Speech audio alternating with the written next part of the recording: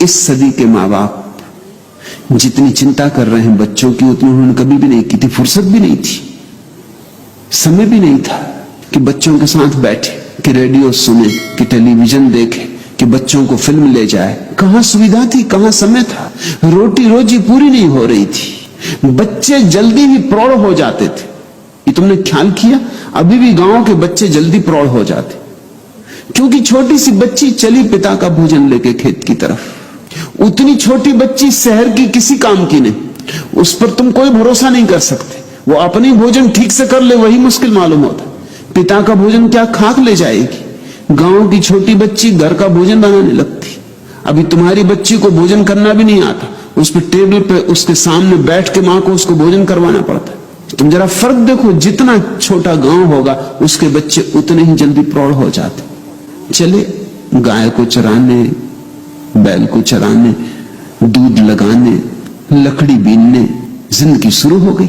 मनोवैज्ञानिक तो कहते हैं कि जिसको हम अब कहते हैं किशोरावस्था, वह होती ही नहीं थी पहले, क्योंकि 7-8 साल का बच्चा तो काम में लग जाता। अब बच्चा जब 25 साल का हो जाता तब काम में लगता है, और तब भी लग जाए तो सौभाग्य।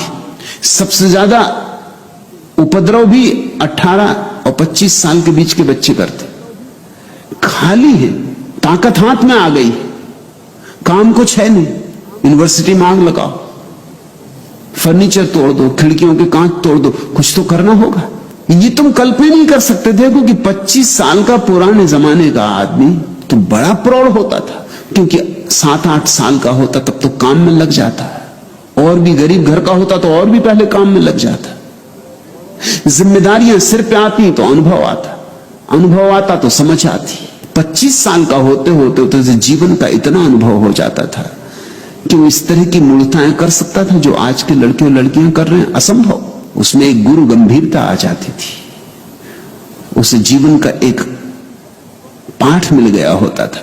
आज हम सोचते हैं बच्चों को हम शिक्षा दे रहे हैं, लेकिन जीवन के पाठ से हम उनको वंचित रख रहे हैं, और उनका इतनी फिक्र हम कर रहे हैं कि ना वो अपना पजामा का नाड़ा बांध सकते, वो भी मां बांध रही। बच्चे रो रहे हैं आज के, किस लिए रो रहे हैं पूछो उनसे। पुराने जमाने के बच्चे रोते थे कि भोजन चाहिए, आजकल के बच्चे रो रहे हैं कि उनको मां भोजन करा रही, उन्हें भोजन नहीं करना, आंसू टपक रहे हैं, और मां सामने बैठी कि भोजन करो, उन्हें भोजन नहीं करना, या उन्हें यह भोजन नहीं करना। उन्हें आज कुछ और चाहिए, कि आज वो जाना चाहते हैं कॉफी हाउस, इडली डोसा या कुछ और। उनको 24 घंटे ध्यान चाहिए। ऊपर से देखने में तो लगेगा कि अगर ध्यान हमने बच्चों पर कम दिया तो नुकसान होगा, ऐसा नहीं। और भी एक बात तुझसे कहूं कि अक्सर हम बच्चों पर ध्यान देते हैं जब बच्चे बीमार होते, परेशान होते, रुग्ण होते। वैज्ञानिक हिसाब से जब बच्चे रुग्ण होते हैं, परेशान होते हैं, बीमार होते हैं, तब बहुत ध्यान नहीं देना चाहिए, क्योंकि ध्यान का गलत संबंध जुड़ रहा है। बच्चा बीमार है तब मां उसके पास बैठकर सिर दबा रही।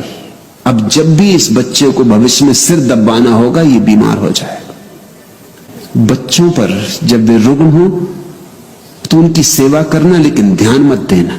इन दोनों में बड़ा भेद है।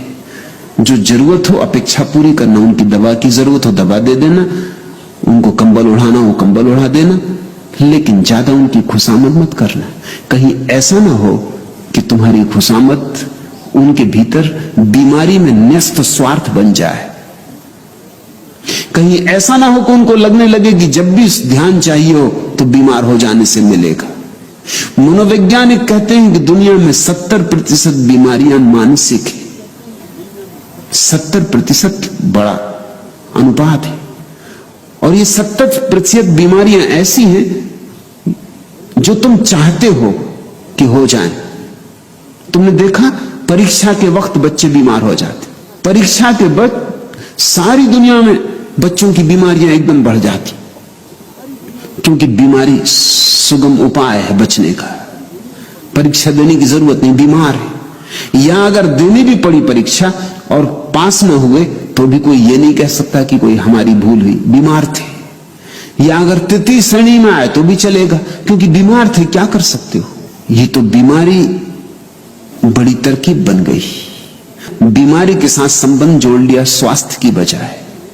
मेरी अपनी देशना तो यही है कि जब बच्चे स्वस्थ हों, चाहो तो उन पर थोड़ा ज्यादा ध्यान दे देना, मगर जब बीमार हो तो ज्यादा ध्यान मत देना। ध्यान को स्वास्थ्य से जोड़ने दो।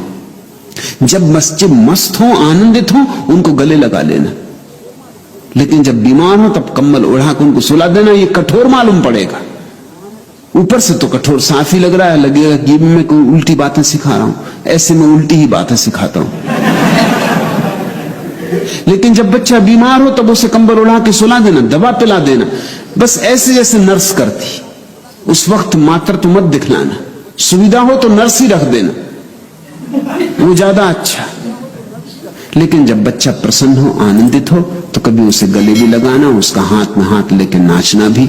उसका स्वास्थ्य में रस जोड़ो ताकि जिंदगी भर उसका रस स्वास्थ्य में रहे, बीमारी में ना हो जाए। दुनिया की 70% बीमारियां समाप्त हो सकती हैं अगर हम बच्चों का संबंध स्वास्थ्य से जोड़ दें।